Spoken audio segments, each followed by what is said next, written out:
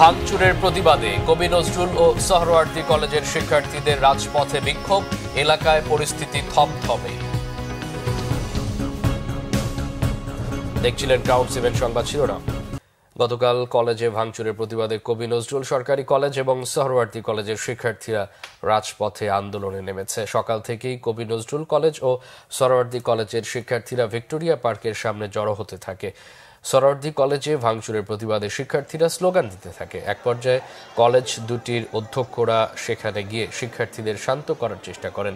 Victoria পার্কের সামনে অবস্থান নিয়ে শিক্ষার্থীরা বিক্ষোভ করছে, মিছিলে প্রতিবাদী নানা স্লোগান দিচ্ছে তারা। আশেপাশের পরিস্থিতি থমথমে বিরাজ করছে।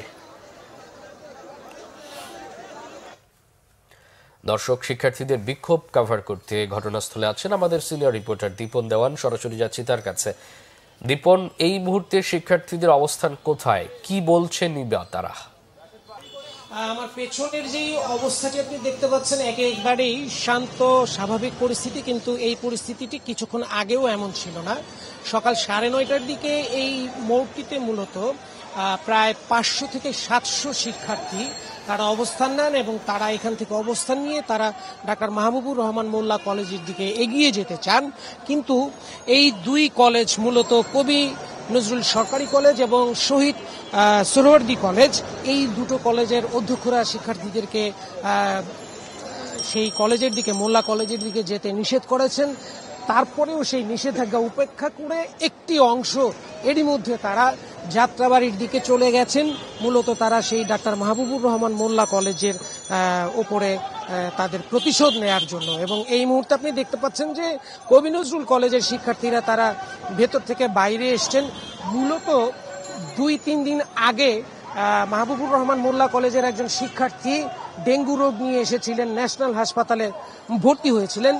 সেই সময় সেই শিক্ষার্থী মৃত্যুবরণ করলে একটি অভিযোগ ওঠে, মানে চিকিৎসায় অবহেলা, এবং তার কারণ ধরেই আসলে এখানে একটি উত্তপ্ত পরিস্থিতি হয়। এবং সেই উত্তপ্ত পরিস্থিতির পরে মূলত এখানে এক ধরনের সহিংস পরিবেশ তৈরি হয় এবং তার রেশ ধরেই গতকালকে ডাক্তার মাহবুবুর রহমান মোল্লা কলেজের শিক্ষার্থী সহ আরো বেশ কয়েকটি কলেজের শিক্ষার্থীরা তারা শহীদ সোহরাওয়ার্দী কলেজের ভেতরে গিয়ে ধ্বংসাত্মক কর্মযজ্ঞ চালায় এবং পুরো কলেজের ভেতরে আমরা দেখেছি যে সেখানে একেবারে ধ্বংসস্তূপে পরিণত হয়েছে। এই পরিস্থিতির কারণে আজকে কবি নজরুল কলেজের শিক্ষার্থীরা এবং শহীদ সোহরাওয়ার্দী কলেজের শিক্ষার্থীরা তারা এক জায়গায় একত্র হয়েছেন এবং তারা গতকালকের ঘটনার প্রতিশোধ নিতে চাচ্ছেন, যেহেতু একটি বড় ধ্বংসযজ্ঞ চালানো হয়েছে শহীদ সোহরাওয়ার্দী কলেজে। মামুন। দীপন, আপনাকে ধন্যবাদ। দর্শক, নবগঠিত নির্বাচন কমিশনের প্রথম বৈঠক শুরু হয়েছে কিছুক্ষণ আগে রাজধানীর আগারগাঁওয়ে নির্বাচন কমিশন কার্যালয়। সেখানে আছেন আমাদের সিনিয়র রিপোর্টার SM ফয়েজ। সরাসরি যুক্ত হচ্ছি তার সঙ্গে। ফয়েজ, নয়া নির্বাচন কমিশনের প্রথম এই বৈঠকটি সম্পর্কে আমাদেরকে জানাবেন।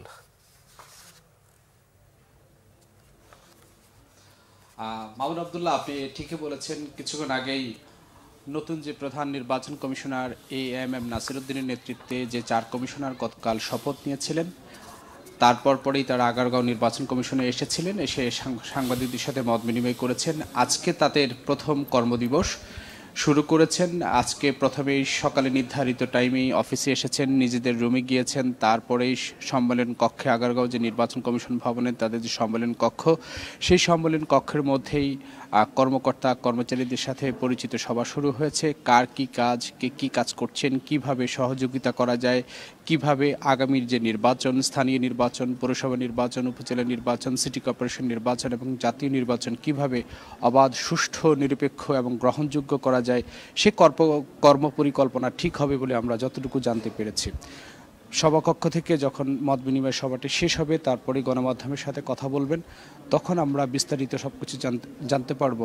আরেকটা বিষয় জানিয়ে রাখি যে দেশের 14তম যে প্রধান নির্বাচন কমিশনার AM নাসিরউদ্দিনের নেতৃত্বে 4 কমিশনার শপথ নিয়েছেন।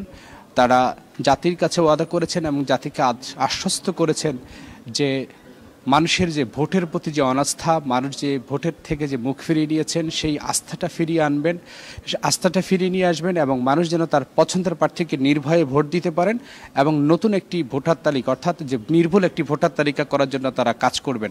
এই ছিল আমার কাছে এখানকার সবশেষ তথ্য। পরবর্তীতে তথ্য পেলে আমরা বাংলাভিশনের দর্শকদেরকে জানিয়ে দেব। আপনাকে ধন্যবাদ। এই ছিল এখনকার মতো। পরে সংবাদ বেলা 2টায়। এর আগে একটা রয়েছে নিউজ টপ 10 দেখার আমন্ত্রণ রইল। এছাড়া বাংলা ভিশন সংবাদ ও সংবাদ সংশ্লিষ্ট অনুষ্ঠান দেখতে ভিজিট করুন www.bfnews24.com ও facebook.com/banglavisionnews এবং সাবস্ক্রাইব করুন youtube.com/banglavisionnews। এতক্ষণ সাথে থাকে অসংখ্য ধন্যবাদ।